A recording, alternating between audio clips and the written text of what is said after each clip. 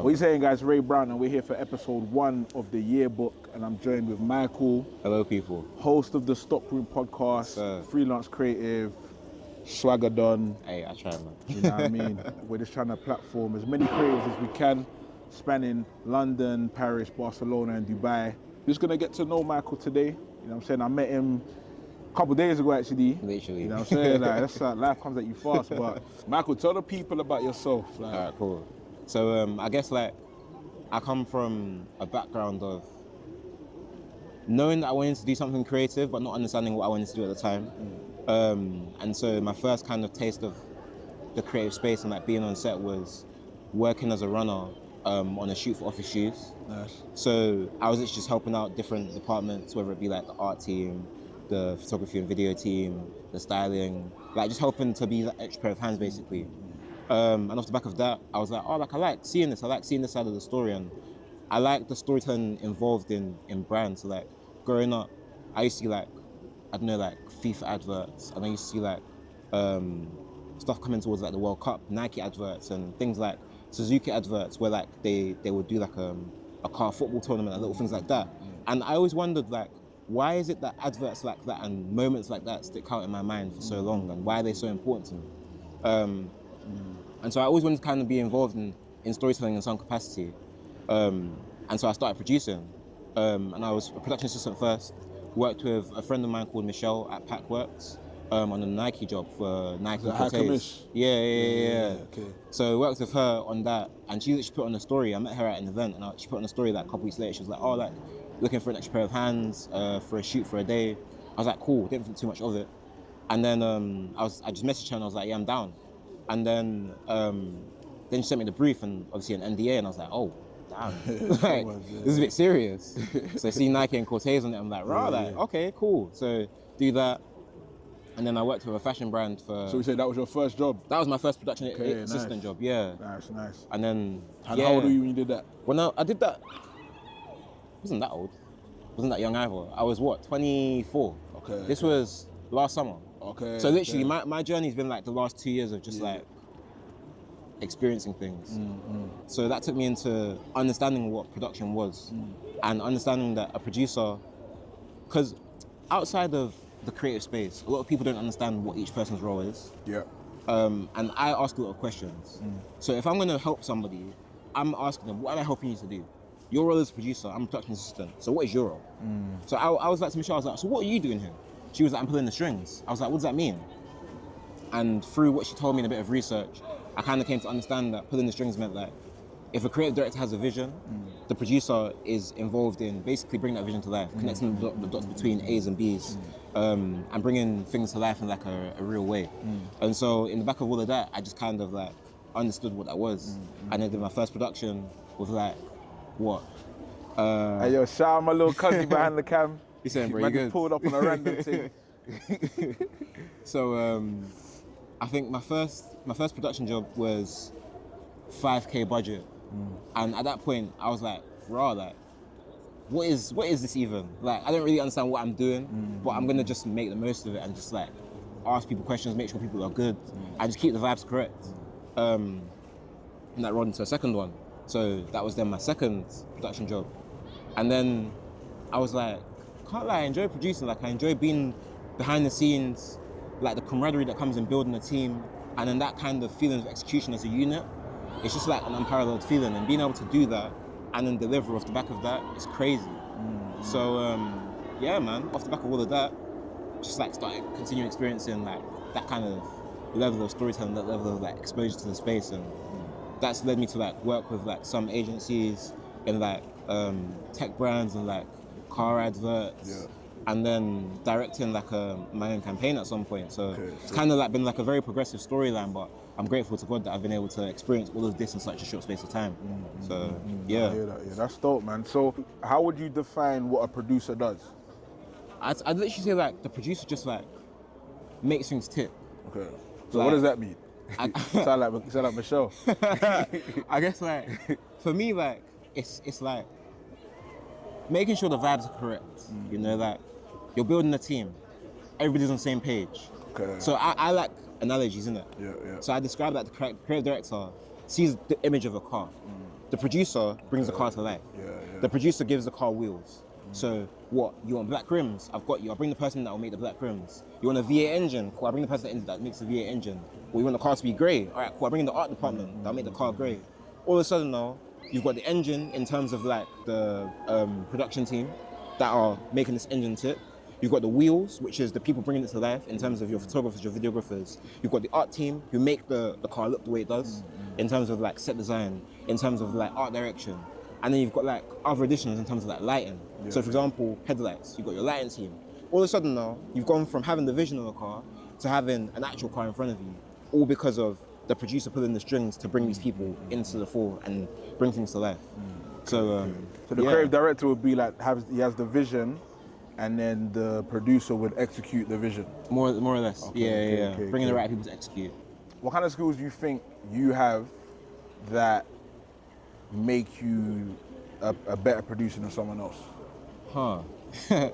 I'd say patience. You got to be a very patient person to like send emails out, to also like even like do call outs. Because like sometimes, like I was doing a shoot with a friend of mine called Sam Wise. If you don't know Sam Wise, check out Sam Wise. Shout out Sam Wise. I was producing a shoot with him and we were trying to find BMX cross bike crew, basically. And I was like, yo, like, where do I find this? So I was like, between me and Sam, we posted on our stories, like trying to find one. And the thing is, when you're working with talent has their people, you have your people, and it's good to be able to tap into both. I'm never too precious about being that person to find a person. If you can make my job easier and find somebody, I'm cool with that. I'll just make the connection. So Sam's found somebody after we've put on our stories, and I tagged UK Bike Life.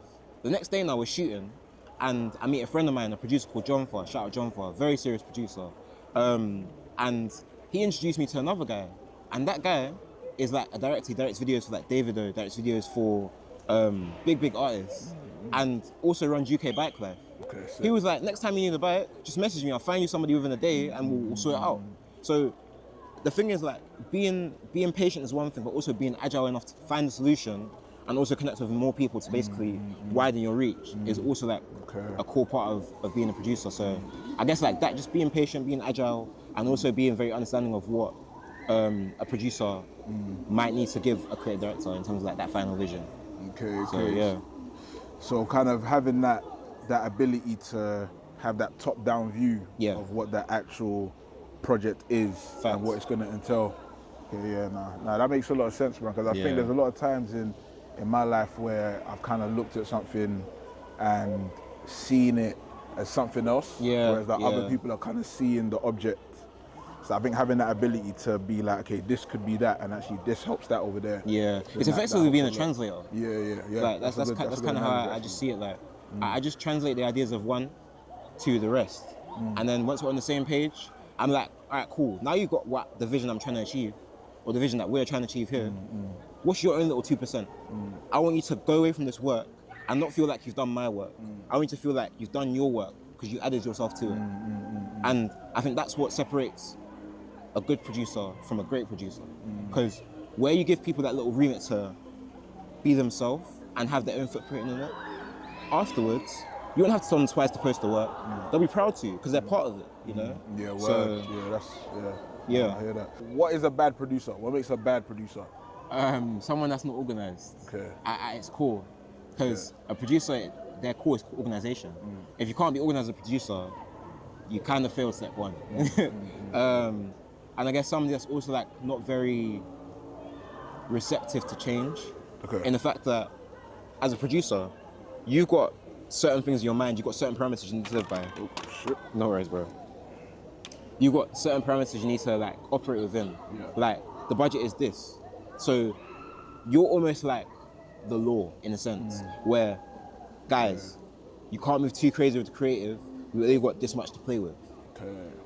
But at the same time, just because we only got this much to play with, doesn't mean we can't be agile enough to think of a way to bring the idea to life without compromising the budget. It's possible, and you just need to find a solution. So it's like, cool. For example, you go to a job, we've got Fat Llama, for example. Why would I buy a light for 3K when I can rent a light for £50 and save a bit of budget?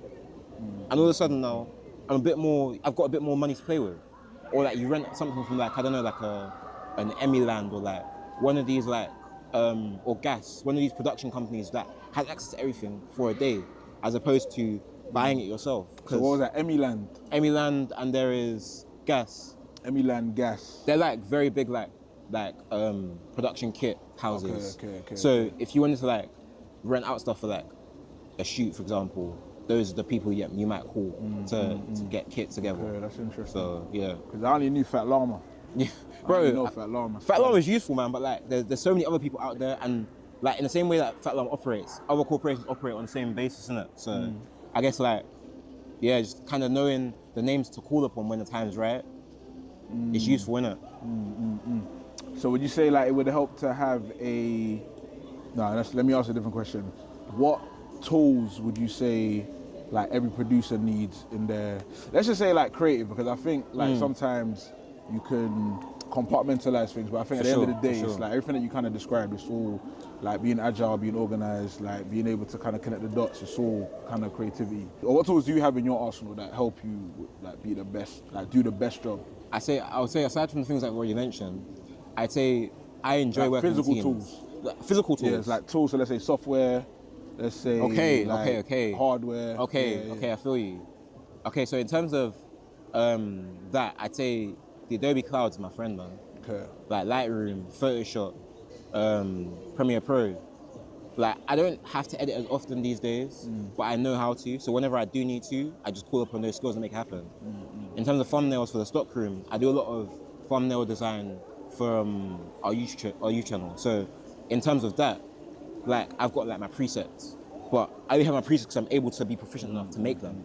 So I made my presets, and now it's just a thing of switching out little things here and there, and switching out little assets for new ones. So what's a preset?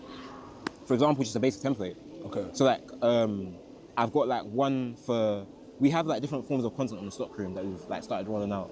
So we have a long form video, then we have our short form videos. So our long form videos, short form videos, and then like short form content. I probably separate it better. Probably long form, mini clips, and then short form videos. Short form videos are like reels, YouTube shorts, that kind of vibe. Then you have mini clips, which are like our 10-minute videos that kind of capture that short form viewer. Yeah. That it doesn't want to watch an hour-long video, but at the same time, cool looking for like 10 minutes. Yeah. And then we have our 1-hour videos. So I'll make thumbnails for the 1-hour videos and 10-minute mini clips, but I'll make them slightly differently so that they capture different kinds of viewers, and also like manipulate the title so that it means that YouTube is like a directory, innit? It's like a search engine. Yeah. So if you can tap into as many markets as possible with your search, it brings multiple people to your channel, and now they're watching. So as much as we're a niche platform talking about fashion, footwear, and culture, which is what the Stockroom exists as, we can still reach out to like management consultants. For example, like we have an episode about a guy called Jound. Jound is a guy who makes these really simple designs, but brands pay him big bucks to do it, and he gets all the collaborations. And we've always wondered why. But while we were doing the episode, we realized that Jound is like a management consultant. He offers brands the ability to shield themselves from having to do something themselves. Sometimes brands don't want to do stuff because they're scared. Explain that a little bit. So brands don't want to do stuff because they're scared sometimes, isn't it? Yeah. Brands So are say like, that again. He offers the ability. He offers the ability for brands to use him as a shield.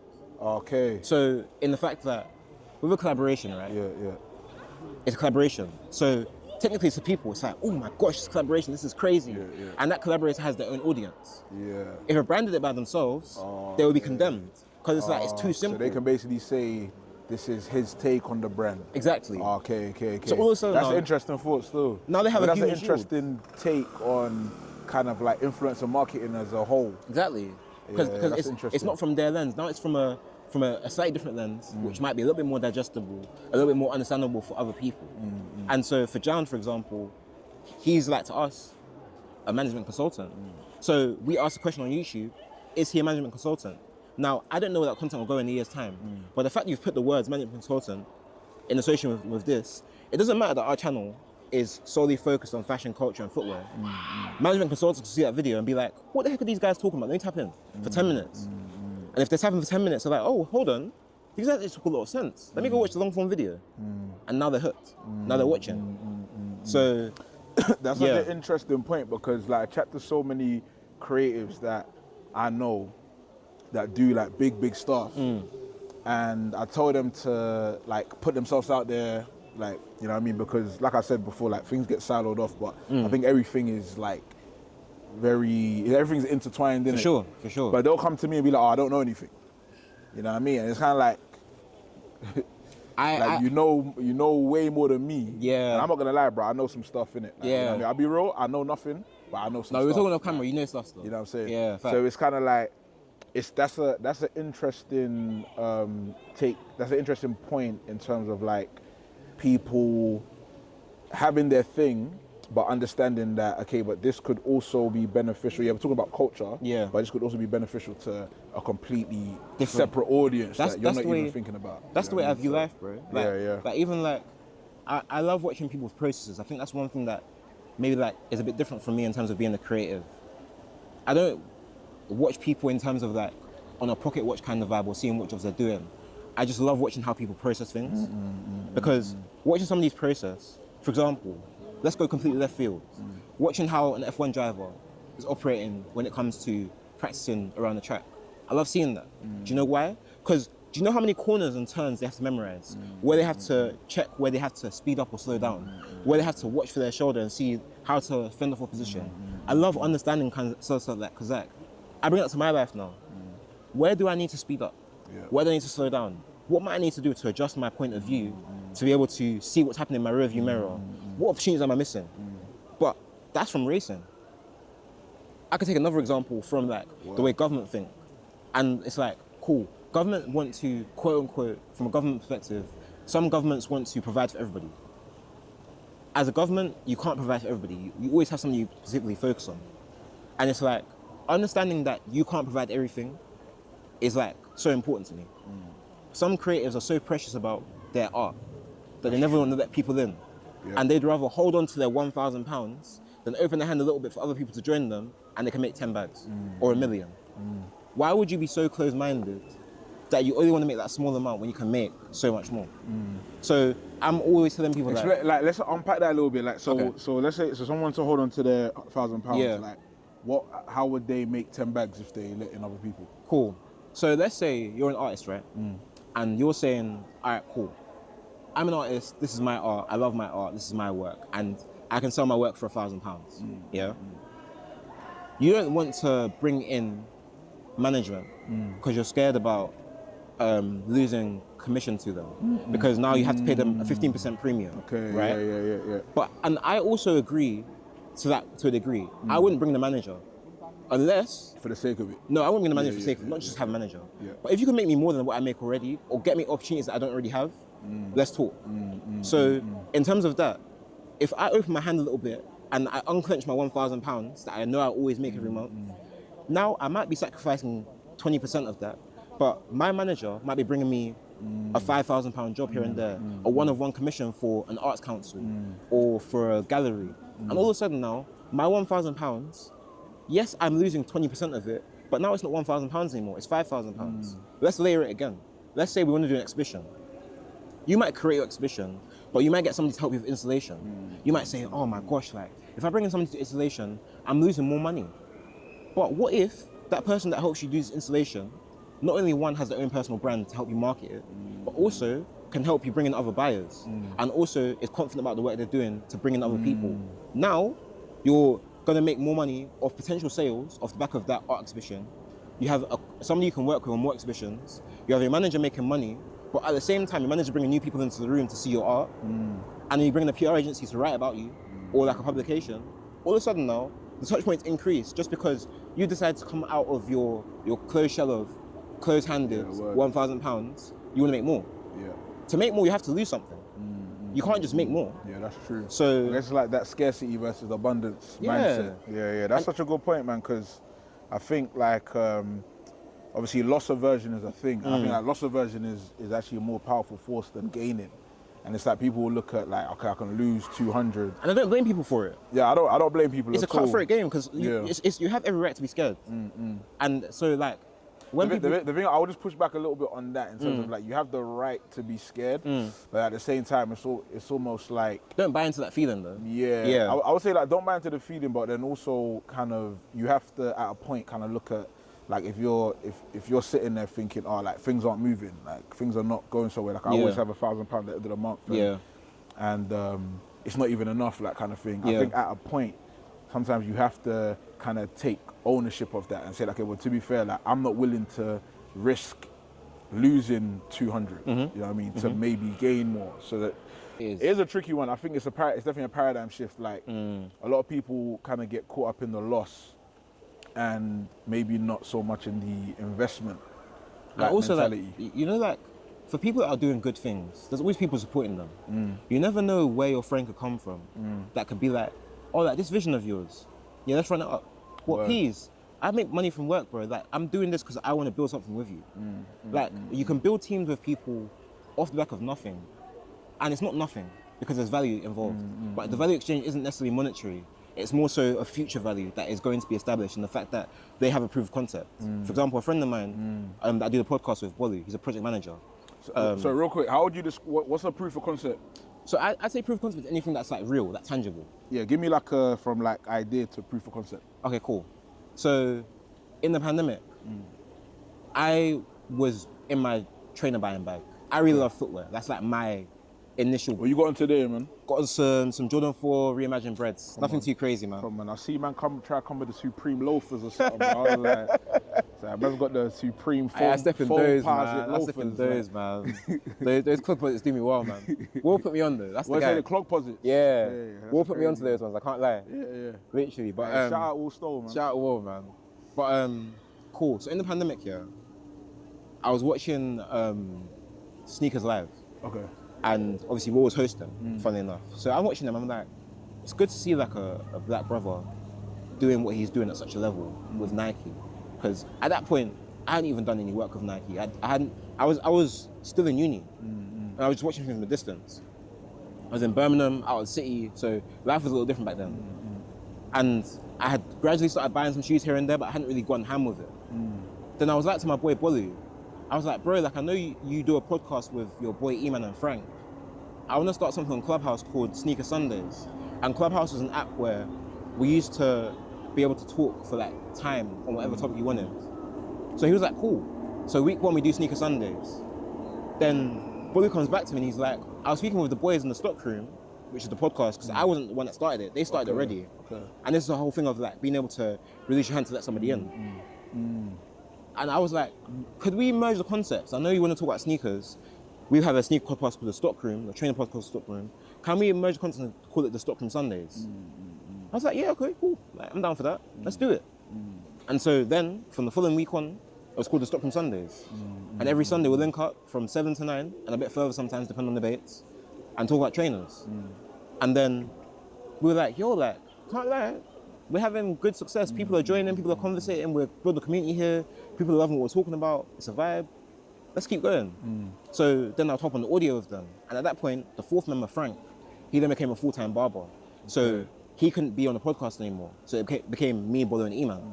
And so we were recording on this thing called, what's it called? It's like an audio platform, Anchor. Anchor, yeah, okay. Yeah. So we used to record on Anchor and talk on there. And then from talking on Anchor, it then became a thing of, okay, cool, like I finished uni now, I'm back in London. The boys were already back in London from the year before because I did a placement year, and a foundation year. So I was already like technically, quote unquote, 2 years behind my year in a sense. And then I was like, guys, I'm back. Like, we've got motion, we've got an audience. The audio is banging, but we need to get visual. Like, we can't just do stuff from our yards all the time. Like, we need to do more. And they're like, no, I'm with you. Like, let's find a studio space. So I called a friend of mine. I'm like, I swear you've got a studio. He's like, yeah, like, come check it out. If anything, have a free audio session, record, and see what you're saying, innit? So we shop around for a few different places, and then go to this one studio run by a friend of mine called Amazi and Elvin. What's the name of the studio? Imprint Studios. Ah, cool. Yeah. So we've been there that's like for what, podcasting? podcasts and also photography. Okay. So we've been there about what, like 2 years now? Yeah. So, well, 2024, yeah, 2 years. So, yeah, so we went there, recorded our first session, and we're like, yeah, I can't lie, this is the one still. Like, this is gonna be our home for a little bit. And then we started recording, and then started bringing in guests, and you can see how we went from the idea of just having the idea of having a podcast and being visual to go in audio based, to then going into Okay, visual, yeah, and then yeah. consistently 3 episodes a month being visual. So baby steps. Okay. Just yeah, little so I tangible see that, steps yeah. to be able to like show people and hold it in front of them and be like, this is So the it's the proof of our work. tangible steps. That's the thing. Yeah, you got. That's what I wanted to get out with that question. Is like people come to me with ideas, and they're always. I think they're good ideas. When they come to me, they're at step 30, and they think that that's step 1. You know what I mean? And like, I'm like, step back go a to little step bit. 1. What's the first thing you need to do? Yeah. Okay, make an Instagram. Yeah, Let's because make an everybody Instagram. wants to do a podcast, and that's the thing. And I want to actually talk about that. Is that everybody wants to do a podcast. Yeah. So, bro, the amount of people that have come to me, obviously they see the visuals, they see like the content, and they want me to help them with the podcast. And I tell everybody, listen, start on Zoom. Like, don't Get bother into with the routine of camera. talking. Yeah, like literally, because podcast is not a joke. You know what I mean? That is that one thing that will humble you, like immediately. Almost like episode 1, podcast will humble you. So I was telling people start on Zoom. People don't want to start on Zoom. Bro. They want to go straight to Diary of a CEO, and it's like even that simple setup there.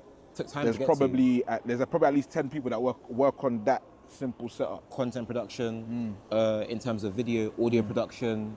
You have sound design. You have the ad stuff. You have the set design in terms of that. You have lighting. Bro, I saw some interview where I think it was like the content, I think she's like the marketing manager or something of the podcast. She said that they test like 100 thumbnails. Like every day. Before the podcast even goes up, they're already testing thumbnails on email. You know what I'm saying? They're already sending the emails out like before the thing's even up, yeah. When the thing goes live now, they've got man them changing thumbnail. 100 different thumbnails, bro. See which one is hitting. You know what I'm saying? So it's not a game. That is like, interesting. And that's just a podcast. And the key thing that people don't understand about a podcast and like content in general, is that what we were talking about before we started, is that videography, photography, podcast, it's all well and good, but what's important is the content. Like, what is the content? What are you showing? What are you saying? What are people listening to? I think without that, a lot of people will go straight to, what camera do I need? Like, what mics do I need? And the thing is, like, all of that stuff. when you don't have that content, like you mentioned, the content is what gets brands' attention. Word. Because then if you want to go down that route, and obviously I would say if you want to make money, then you definitely want to kind of go down that route. for sure. And like, if you've got like a niche you're operating, then appeal to that niche. Don't feel scared about the fact that you're not talking about popular stuff. Yeah, In the word. fact that like Word. YouTube has existed for however long it's existed, and people still make YouTube channels, and people are still blowing off YouTube. Marquise Brownlee didn't start with 1 million followers when he started off, and he was a tech reviewer. When he started doing tech reviews, people thought he was like just a tech nerd, and he is.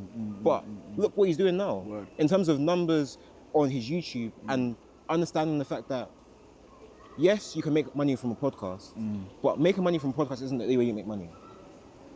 A podcast is a visual brand, and you're a host. So by being good at podcasting and showing brands where they place, you can become a podcast host or a host of conversations and events. You can become a brand ambassador, depending on your social media outreach. You can also take care of copywriting in terms of research, because you obviously have to do your research for podcast episodes, depending on what the niche is that you're operating in. And there's so many other things that come off the back of, other skills that come off the back of being a podcaster. For example, with me, because the podcast is fashion-based, a lot of the work I do is fashion-based. As I'm doing research for my episodes, it's simultaneously me doing research about visual campaigns that I'm working on. And I can reference a campaign that I've researched for the podcast and be like, yo, this is cold. Like the Kith Emporio Armani, Giorgio Armani campaign that came out recently with Ronnie Fayek. I'm referencing that currently in a treatment I'm putting together for a client. So in terms of the podcast, for example, me and the guys do research for episodes. We build like a dossier. Like if you see our Google Docs, we were speaking about yesterday, there's like 100 pages worth of notes from like the last 2 years of conversations we've had. And all of our stuff is just safely placed on docs, and we just discuss each thing day to day. And like, we're gonna probably have to archive some of them to make space to like add new things. But I say that to say, we do research for our conversations, yeah? And then, like for example, we spoke about the Ronnie Fayek, Kith, Giorgio Armani campaign that came out. A really interesting visual campaign using 4 characters as like vehicles for their storyline. And there was like the entrepreneur, the traveler, the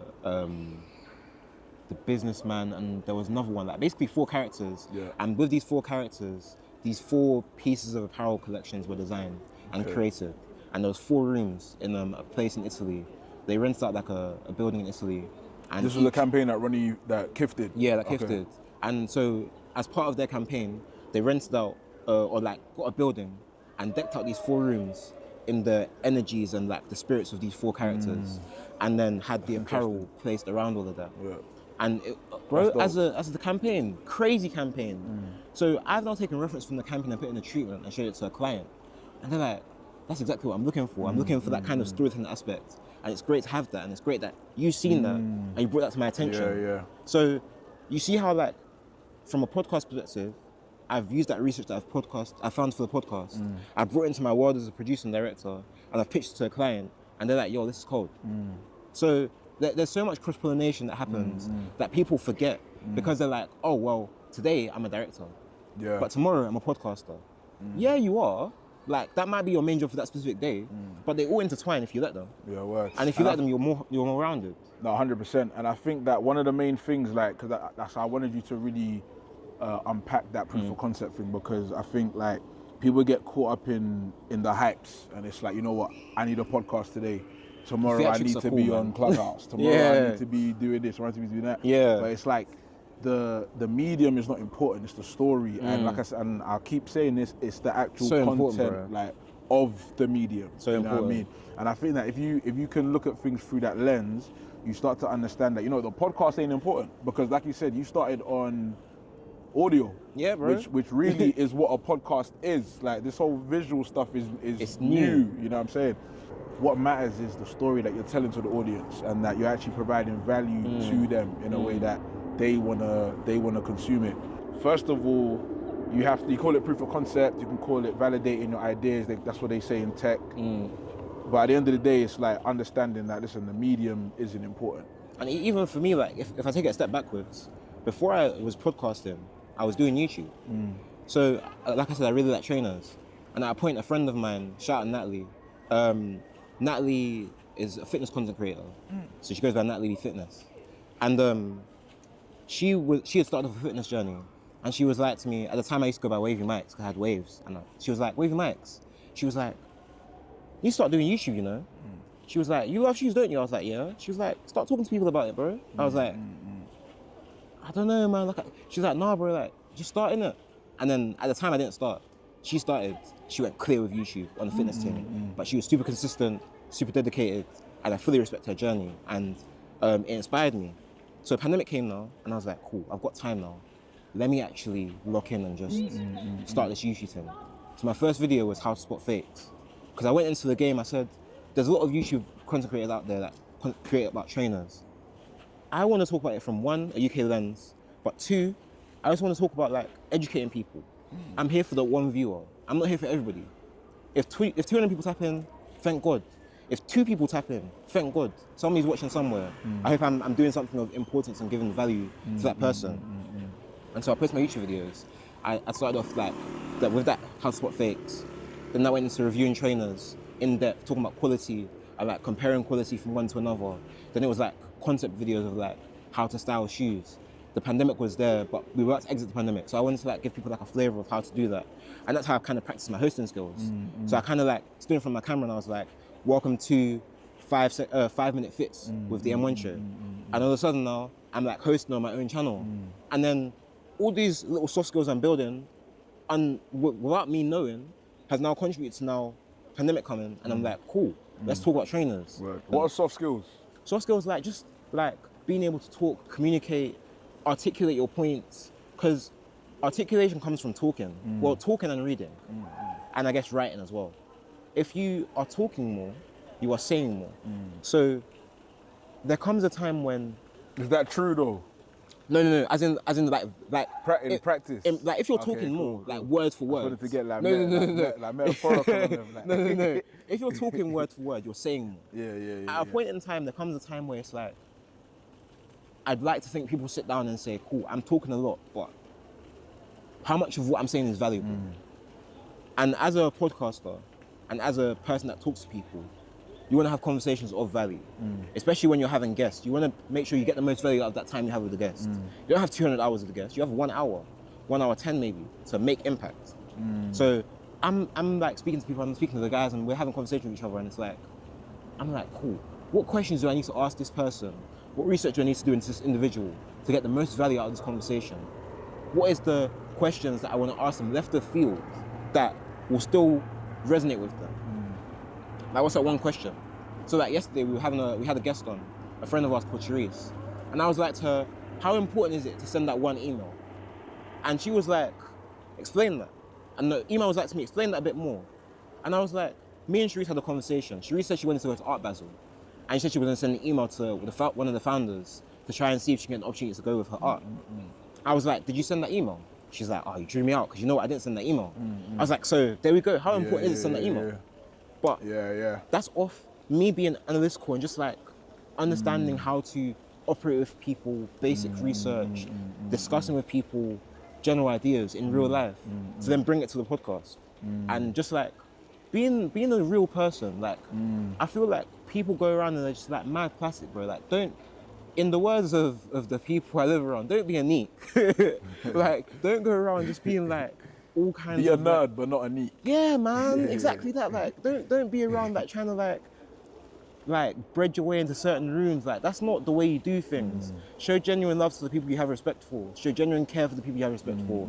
Don't be afraid to shake hands with people and say like, bro, I actually really love and respect your work, and I'm looking forward to what you do next. You're not being neat, you're showing love.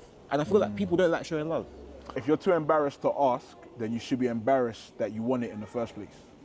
You know what I'm saying? Fair. Because wanting something is not the problem. But if you're embarrassed to ask for something, underlying that is a feeling of either not deserving it or not wanting to be that person that's asking, not being a beg. Yeah. But it's like if you want something and you feel like you need it, or bro, you know, I don't even think you really have to need shit. Like if you just want something, like that's enough to go and get it. You know what I'm saying? Because that to me says that you want something, but you're not willing to do the work. For me, it's never been a thing of being embarrassed, because as soon as I think like, oh, I don't really want to ask the question, I think about it and I'm like, but I want it though. So it's like, how else am I gonna get it if I don't ask? You know what I'm saying? Maybe the way you ask, like I would say you can definitely refine that, but I don't think that you should ever have a problem with at least like asking for something that you want. For me, sometimes like I have a problem with asking, but not because I don't like asking. It's more so a thing of respect. In terms of, what do you owe me? And I say that to say, I really enjoy the idea of like buying into people. So for example, coming out of the pandemic, one thing I was saying was like, I like fashion, but I don't like where fashion was going in terms of like the whole high street approach to it. I really like appreciate the fact that my friends were making stuff that were cold. So I'd like go to my friends and be like, yo, what are you selling? Or like go on the website, I'll pay attention to what they're dropping. I'll buy something I like. I'd rather put money in my friend's pocket that way. Now later down the line, if they give me a jumper or something, I'm grateful, because it's a thing where they're showing love to me. It's like a return exchange. And so even like, for example, when it comes to like me getting shoes now, I've bought enough shoes with certain people where it's like, if they want to gift me, they know they're getting the value out of it, number one. But number two, they also know that there's enough credit in the bank there for them to be like, now you know what? This person has showed enough love, hold that. I've got this one favor for you, hold that, kind of thing. So that's kind of the way I kind of see things, and I kind of operate in that way. Like, I'm not scared to put value in somebody else's pocket. I'm not scared to buy your product today, because tomorrow I could be in a position to help you, and you shout me and I'm ready to work. So, and sometimes if it's like a PR situation, then of course ask, it's PR, bro. Like at the end of the day, if you fit the model of people that want to reach out to you, run. I think it's like understanding the situation that you're in as well. Like if it's a PR situation, it's like, bro, you fit the demo, everyone in there is asking, bro. You know what I mean? Bro. Like everybody in there wants the shoe. Like that's why they're here. Literally. Type of thing. You know what I'm saying? Unless they don't, unless it's a shit product, which does happen. But if it's a good product, like most people are gonna want it, that kind of thing. So especially in that situation, I don't feel no way about asking whatsoever. But in general, if you want something, at the end of the day, I'm not gonna say no for you, innit? Like that's just what it is. And sometimes I think that you have to put respect on your own name and understand that actually, you know what, I can ask. Like, just fucking ask. Sometimes bro, just ask, bro. Like, you know what I'm saying? Literally, just ask, innit? Because at the end of the day, you're gonna find out. Facts. Whether you can or you can't. Sometimes a no is it's not permanent. A no. Sometimes a no means not right now. Sometimes a no means I wish I could, but I just can't.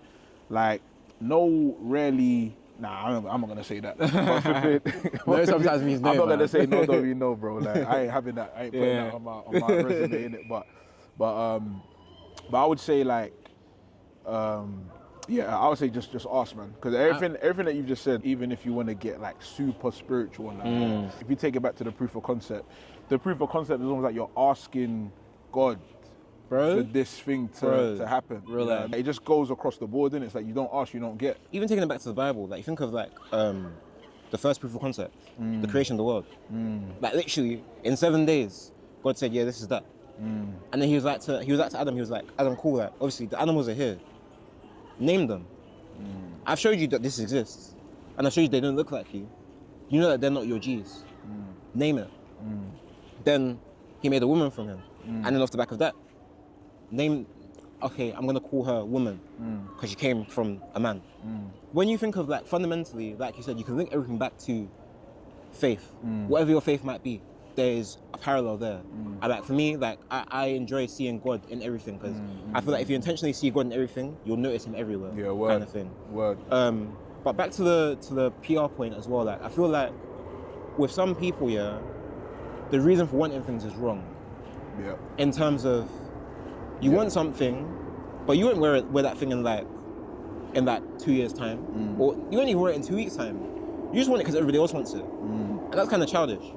And that's like what I was getting at. And there's another reason why you don't want to ask. And like I said before, like, bro, I don't think you have to need shit. Yeah. Like sometimes there's things that I just want it. Like, I can't lie. Like, I just want that in it. Bro. You know what I mean? There's something else. Yeah. That it's like deep down. Like you're not embarrassed about asking. You're embarrassed that the person is gonna see that you're asking. You know that you don't need it. Yeah. You know what I mean? Yeah. That's where those things. Yeah. That's where I think that kind of stems from. Yeah. You know what I mean, bro? Listen, we're losing light here. This has been a dope conversation. Yeah. Hopefully, like you come back on the pod for sure, and we can continue this conversation. Yeah. Sure. But I'm gonna ask you just to sum up. Yeah. So, what is a proof of concept? Okay, cool. In one sentence. A proof of concept is evidence of an idea in real time. Okay, nice. Something you can hold, something tangible. Okay, nice. And then what is talent? Talent. What is talent? From the perspective of marketing.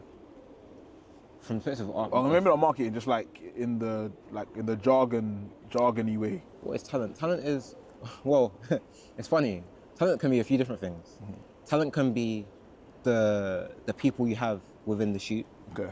As in like models, musicians, artists, could be that. But talent in its essence is a developed skill. Okay. I feel like you can be born with like access to a skill. Yeah. If you develop it, what do they call you? Talented. So I feel like it's a developed skill, I'd say is that. Okay. Yeah. Let's say like in the context of creative, just because some people might be watching. Yeah. So we say like talent is basically like the subject of a campaign. Yeah. Okay, cool. Yeah, cool. talent is subject of a campaign in that regard, yeah. So what is your favourite food? Favourite food? Oh, no, I haven't had in a while. Haven't had white rice and IMSA in a long time. It's been like a couple months. I need that. Yeah. Bro, you might have to hit up Mimi's tonight, bro. Could be a shout. You know what, actually, I can't even hit it up tonight. I told my mom making steak and chips for the family. Steak and chips, yeah, bro. With, you need to be making that white rice and IMSA, bro. You know what it is, yeah? IMSA is long to make, bro. Yeah, nah, I hear you. I do hear you. Yeah, man. All right, what would you say, how would you sum up the creative scene right now? Like, what are you liking, what are you not liking? I think it's thriving, man. I think there's a lot of partnership in there. Okay. A lot of hunger. And also it's like quite healthy because like people want to like keep working. Scrap that. Like, I want this to be more. I don't want this to just be like another creative podcast. Yeah. Like, how would you sum up like life right now? Life. You know what I mean? Like, how's life looking for you, career-wise? Life like, is. What's working for you? What's not working? Obviously, like to put it into context, I only became fully freelance a month ago. Okay. My creative journey's been relatively short compared to most, innit? But I'm grateful for the opportunities I've had. So like, I think for me, like when it comes to the way I see life, I just see life as like, I don't know, I see life as something to be grateful for, and something to be grateful to have, something to be grateful to live as well and just be able to experience. And I feel like the reason why I'm just like where I am is the fact that God brings opportunities my way that are like one of ones. I'm a one of one individual already.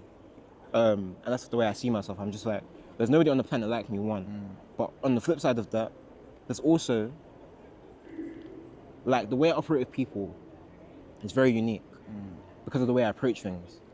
Like I said, I'm a very process-driven person, innit? So, like, when I'm in the process, I'm enjoying the process, there's beauty in the process, isn't there? And I see the beauty in most things. So, like, being able to do that, I guess, like, that's what kind of makes me, like, very, like, grateful for what life has and what life brings. And I guess, like, for me right now, I'm just very, like, I'm content. I'm hungry. I'm also, like, expectant and excited. Just because, like, especially now, there's a lot of work popping up in different places where, like, for example, like, with what's coming up with me and my friend with the merchandise agency when we run through Roscoe Studios, and, like, with the Stockroom, like, the stuff we've got on the horizon, and, like, even, like, just on a personal level, like, my personal projects I'm working on, like, there are so much good things on the way. And even with the bad things I've experienced on the way, it's taught me to be better at the good things. So even in that, like, yeah, cool, I took an L. The L's not permanent. Take the L, put it on my jacket, all of a sudden, I'm running again. Yeah. So, Nice. Yeah, man. Yeah, no, that's dope, man. No, So, I appreciate you, man. Yeah. So where can people reach you? What's the socials? Cool. So to tap in with me, my socials are the same everywhere. It is at the M1 show. Okay, cool. So the M1 show, like TV. And then what can people shout you for? Direction, production, brand advice, and just the conversation, really. And even if you're like, you want to work, if you're a videographer and you're like, all right, cool, like, I see your work, I like what you do, I want to work with you, you're a photographer, tap in and, like, let's discuss and see where I go on. Graphic designers as well, hit me up. I'm always looking for graphic designers for different projects. And even if I don't have a project specifically, the way I work with people is, if I'm not doing it, I know somebody who is. And so, ideally, in a similar way to this, I can direct people into the right paths of people to make. So, yeah, man, that's kind of like how I kind of operate with things. And yeah, and if you want to hit with the podcast, if you want to watch the podcast, the Stockroom Pod on Instagram, the Stockroom UK on YouTube, and the Stockroom UK on Twitter and TikTok. Okay. And then you got Roscoe Studios as well, yeah? Roscoe Studios, the merchandising agency. That's in my bio as well. So literally, everything that I do creatively, if you go to the M1 show, you'll see in the bio, and then go from there, kind of thing. Okay, cool. And yeah. G, love for that, bro. Come Obviously, it's a last minute thing. This is the proof of concept, bro. Bro, like, literally, like, this is the proof of concept. It's mad. I met you, what, 3 days ago? Because I rented your camera. You rented this same camera, literally. Like, you know what I'm saying? So, G, I appreciate you. It was a dope chat. Like, I hope flipping people can take away some value. Amen, man. Amen. From, I was actually hoping the dog would run on cam. I thought that would be a good shot. But yeah, man, that was the Yearbook episode 1 with the M1 show. Yes, sir. Get your free creative companion in the link in the description. Listen, man's on them link in the description. I hear you, bro. I hear you. Got to plug it in, man. Yeah, you like, is there a link in the description? So you're right, man. You know what I'm saying? But yeah, man, bless up. Amen, man. Amen. Come on.